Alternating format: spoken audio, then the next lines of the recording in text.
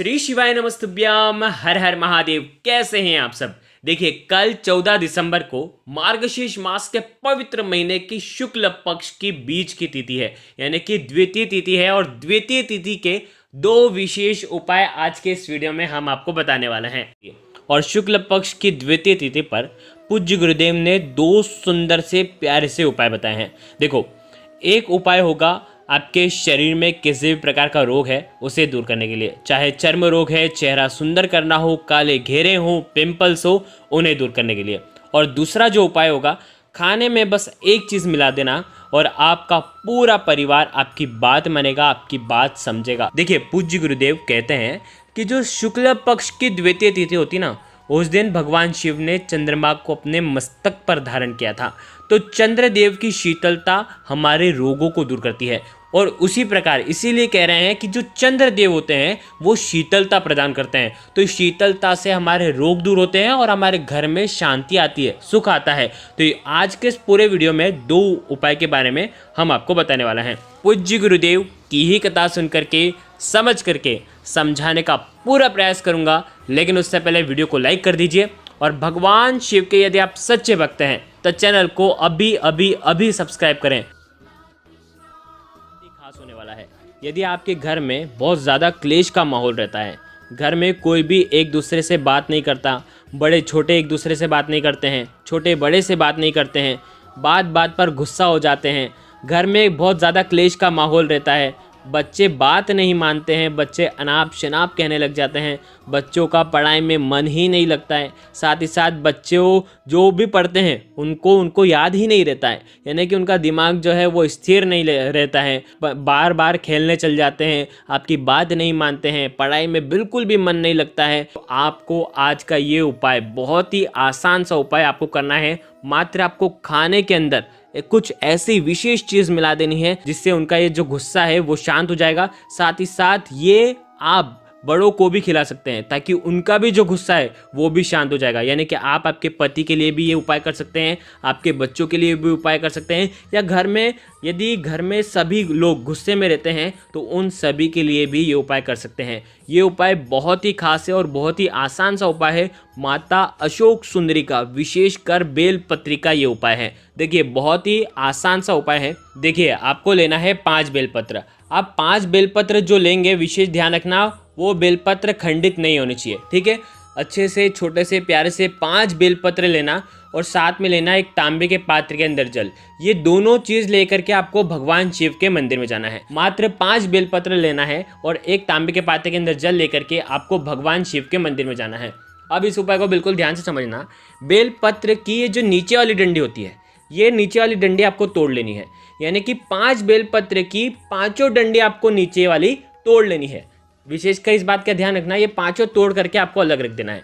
देखिए, अब ये जो 5 बेलपत्र की जो डंडी है, ये आपको आपकी जो भी कामना है, जैसे आप घर में क्लेश बहुत ज़्यादा रहता है, किसी को भी गुस्सा आ जाता है, तो उसका स्मरण करते हुए कि इस व्यक्ति को बहुत ज़्यादा गुस्सा होता है, इसकी वजह से घर में क्लेश होता है, घर में ये बच्चा जो है इसका पढ़ाई लिखाई में मन नहीं लगता है, बात बात पर गुस्सा करने लग जाता है, तो ऐसी कामना करते हुए कि इसकी जो समस्या है वो सब दूर हो, और ऐसी कामना करते हुए हाटकेश्वर महादेव का स्मरण करते हुए, देखिए 5 डंडी आप इस प्रकार से वीडियो के अंदर बताने का प्रयास कर रहा हूँ। एक के पास एक आप 5 ये जो डंडी है ये रख देना, और जब डंडी रखोगे तब आपको हाटकेश्वर महादेव का स्मरण करना है। देखो, वीडियो में आपको दिख जाएगा, हाटकेश्वर महादेव का स्मरण करना है और ये 5 डंडी आपको रख देना है।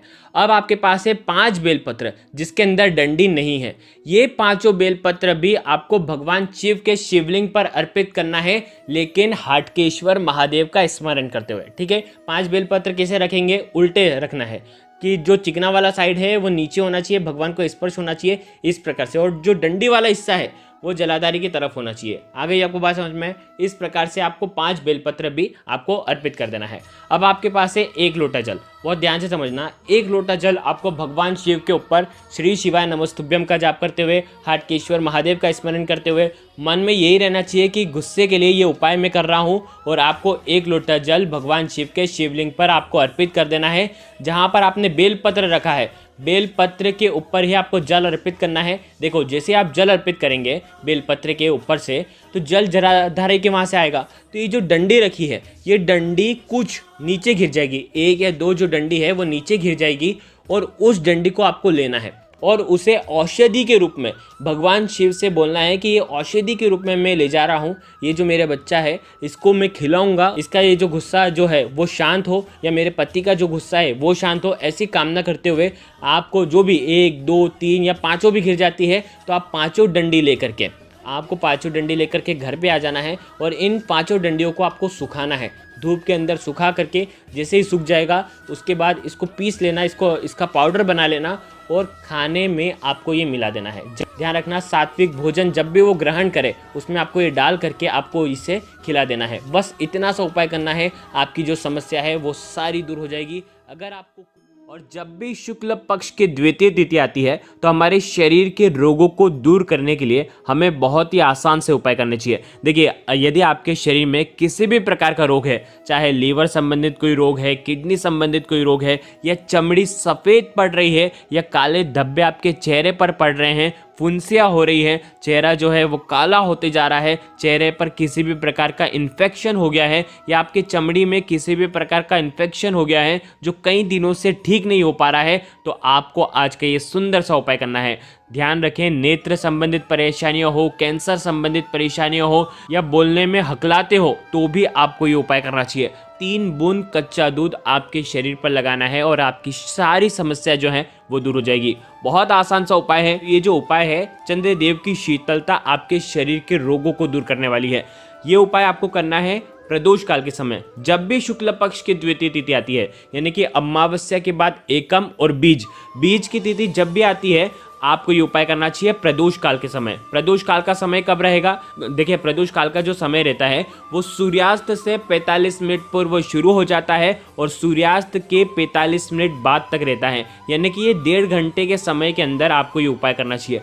देखिए, ये उपाय एक बार करके देखिए, आपको फ़ायदा ज़रूर होगा। एक बार में थोड़ा फ़ायदा होगा और 3 बार अगर आप ये उपाय करते हैं तो निश्चित तौर पर आपकी शरीर की समस्या जो है वो दूर हो जाएगी। देखिए, इस उपाय को करने के लिए आपको कच्चा दूध लेना है, एक कटोरी लेना, कटोरी स्टील के लेना, या तो आप कटोरी चांदी की भी ले सकते हैं। स्टील की कटोरी या तो चांदी की कटोरी लेना, उसके अंदर कच्चा दूध डालना 2 चम्मच, थोड़ा सा जल मिलाना, ठीक है। और साथ में लेना है एक सफ़ेद पुष्प, और उसके साथ में लेना है आपको सफ़ेद चंदन। सफ़ेद चंदन का पाउडर बाज़ार में आसानी से मिल जाता है, उसके अंदर थोड़ा सा जल मिलाना, और ये तीनों सामग्री लेकर के आपको आपके घर की छत पर या तो आपकी घर की बालकनी में आपको जाना है, और वहाँ से प्रदोष काल के समय ही जाना है, और वहाँ से चंद्रदेव को आपको निहारना है। ओम नमः शिवाय का 11 बार जाप करें।